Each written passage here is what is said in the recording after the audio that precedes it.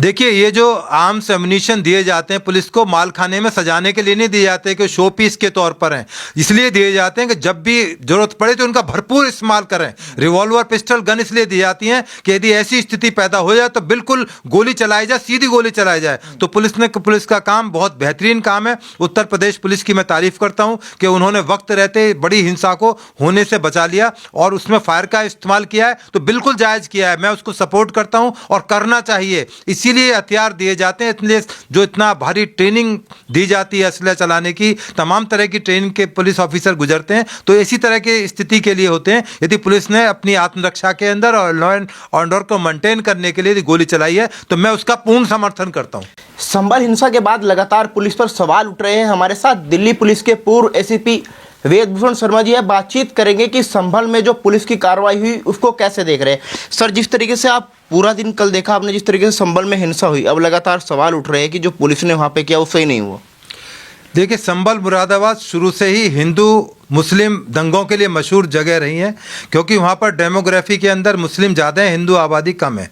अब जिस वजह से विवाद शुरू हुआ, अदालत के आदेश के बाद में जो जामा मस्जिद है उसका एक एएसआई द्वारा एक सर्वे होना था, बाकायदा अदालत का आदेश था। तमाम तरह की पुलिस ने अपनी तैयारियां की थी कि वहाँ पर कोई ना पहुँच पाए। हालांकि पुलिस उसमें काफ़ी हद तक कामयाब रही कि जब 7 बजे सर्वे शुरू हुआ, पहले उसके पास में एक हरिहर मंदिर के बारे में बताया जाता है कि सर 1529 के अंदर बाबर ने उस हरिहर मंदिर को तोड़वाकर इस मस्जिद की स्थापना की थी और बहुत सारे सबूत ऐसे बताते हैं कि ये पहले हिंदू मंदिर था। ये एक विवाद था और पुराना विवाद था, अदालत में चल रहा था, अपने अपने क्लेम थे। हालांकि एएसआई के जो डायरेक्टर जनरल हैं उन्होंने कह दिया था कि इसमें बहुत सारे सबूत इस तरह के हैं जो दिखाते हैं कि ये एक हिंदू मंदिर था। उसके अलावा आपको याद होगा ज्ञानवापी के अंदर, इवन राम मंदिर के अंदर बहुत सारे सबूत ऐसे मिले जो चीख चीख कर चिल्ला रहे थे, बोल रहे थे कि कहीं ना कहीं इसमें कुछ गड़बड़ घोटाला है। और सबसे बड़ी बात है, जैसा आप मथुरा का भी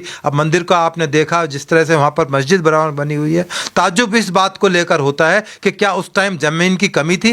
ये जो राजा थे, बाबर थे, औरंगजेब थे, अकबर थे, उनके पास पूरा हिंदुस्तान का मुगल राज्य था, वो मंदिर से हटकर कहीं मस्जिद बना सकते थे। तो ये जो विवाद सामने आते हैं कि क्यों इस तरह की मस्जिदें बनाई गई कि बिल्कुल मंदिर की दीवार से या मंदिर के परिसर के अंदर ही बनाई गई, तो ये डिस्प्यूट अब क्लियर हो रहे हैं धीरे धीरे। तमाम इन्वेस्टिगेशंस के बाद तमाम चीज़ों को खोजा जा रहा है कि क्या गलत हुआ उस टाइम पर, क्या मंदिरों को तोड़कर मस्जिद बनाया गया या हमारा क्लेम गलत है, तो वो तो अदालतें तय करेंगी। अब संभल में जो दंगा हुआ बिल्कुल सामान्य चल रहा था, तमाम फोर्स लगी हुई थी और तमाम पक्षों को कॉन्फिडेंस में लिया गया था। उनको बताया था पुलिस ने कि इस तरह का एक सर्वे है। 9:15 बजे तक बिल्कुल ठीक ठाक रहा। उसके बाद जामा मस्जिद के इमाम ने माइक से घोषणा की कि अब जो है ये पूरा प्रक्रिया हो चुकी है। उसके तुरंत बाद एकदम से एक बिल्कुल ऑर्गेनाइज भीड़ थी, पत्थर, रिवॉल्वर, तमाम तरह की चीज़ों से लैस होकर उन्होंने पुलिस पार्टी पर अटैक कर दिया। पुलिस के ऊपर इंजरीज आई पुलिस वालों को। पुलिस वालों ने अपने सेल्फ डिफेंस में और स्थिति ज़्यादा ना खराब हो वहाँ पर फायरिंग की। क्रॉस फायरिंग के अंदर जो मौत हो गई और जो इंजर्ड हुए उसके बारे में 7 FIR अभी तक लिखी जा चुकी हैं।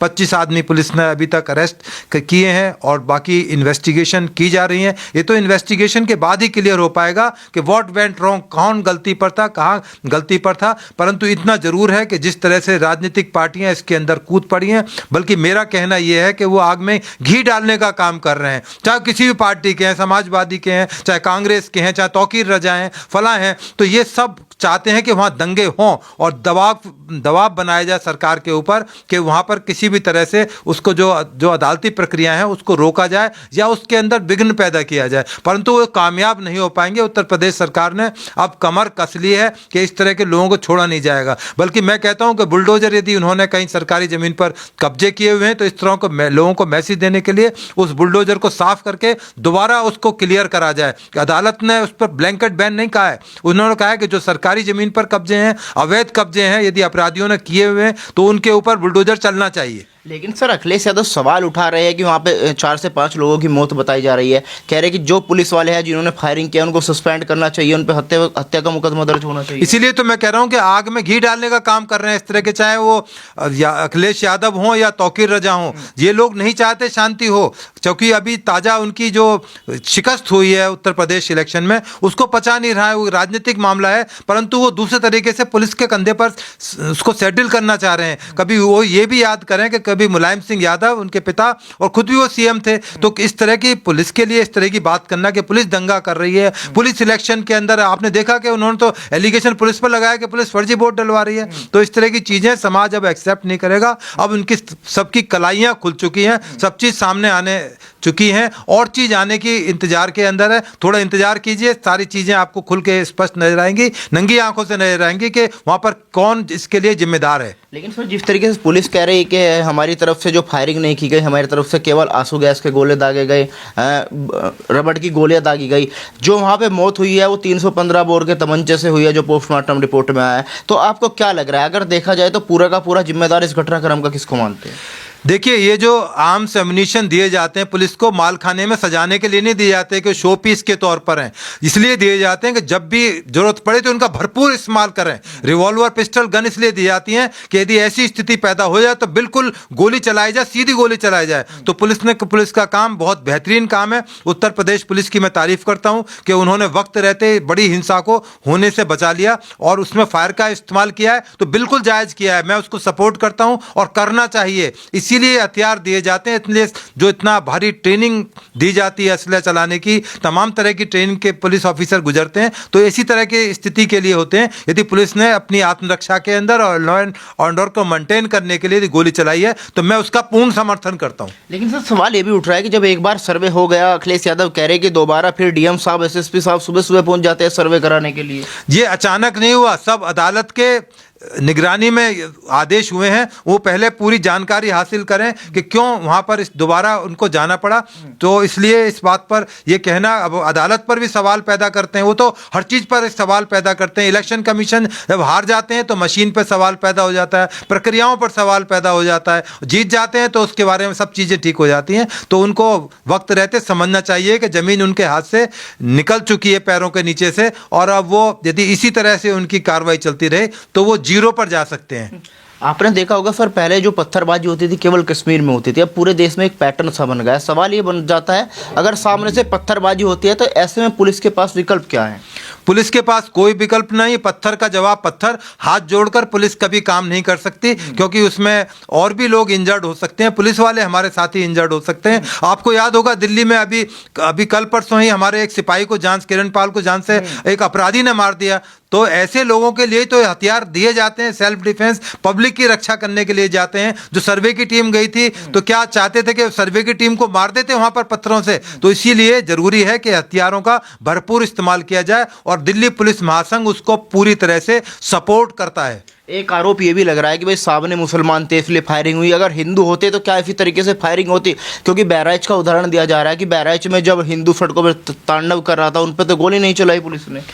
देखिए, ये केवल ये भड़काने वाली बात है कि हिंदू मुस्लिम क्या है। हिंदू मुस्लिम ये लोग करते हैं, पुलिस के लिए सब बराबर है, कानून सबके लिए बराबर है। इसलिए ये जो हिंदू मुस्लिम का डिफरेंशिएट करते हैं, ये जानबूझ के अपनी राजनीतिक रोटियों को सेकने के लिए करते हैं कि पुलिस की निगाह में या किसी गोली के ऊपर ये नहीं लिखा हुआ ये हिंदू को लगेगी या मुस्लिम को लगेगी। आप बहराइच दंगे की बात करें, और बहुत सारे दंगे हुए हैं वहाँ पर। तो इस तरह की बातें, एलिगेशन लगाना पॉलिटिकल पार्टीज़ की एक मजबूरी हो सकती है या उनका एक तरीका हो सकता है सिंपैथी गेन करने के लिए, मुस्लिम वोट हासिल करने के लिए। परंतु अब यदि हिंदू भी यदि इस तरह के एलिगेशन लगाएंगे तो इसका कोई अनएंडिंग चीज़ है। परंतु पुलिस अपना अच्छा काम कर रही है, पुलिस ने बेहतरीन काम किया, वक्त रहते इस तरह के दंगे को बड़ा होने से रोक दिया। मैं उत्तर प्रदेश पुलिस की तारीफ करता हूँ। क्या लगता है किस तरीके की कार्रवाई होनी चाहिए ऐसे दंगाइयों पर? इतनी कार्रवाई होनी चाहिए कि पूरे हिंदुस्तान में एक मैसेज जाए कि यदि इस तरह के दंगे करने की कोशिश की गई तो तुम्हारा वो हश्र किया जाएगा कि दोबारा तुम्हारी 10 पीढ़ियां भी दंगा ना कर पाएंगी। बुलडोजर की कार्रवाई की जाए, उनका आपराधिक रिकॉर्ड है तो उनको प्रिवेंटिव अरेस्ट किया जाए और उनके खिलाफ मुकदमे, यदि एविडेंस आते हैं, सबूत आते हैं, बयान आते हैं, तो उनको तमाम तरह की मकोका हैं, तमाम तरह के लीगल का प्रोविजंस हैं। 1 जुलाई 2024 से इस तरह के ऑर्गेनाइज क्रिमिनल्स के लिए कानून बनाए गए हैं, उनका भरपूर इस्तेमाल करें और वो सलाखों के पीछे रहें, सालों तक रहें, जिससे कि एक समाज के अंदर मैसेज जाए और शांति प्रिय लोगों को अच्छा लगे कि पुलिस अपना बेहतरीन काम कर रही है, सरकारें अपना काम जिम्मेदारी से निभा रही हैं।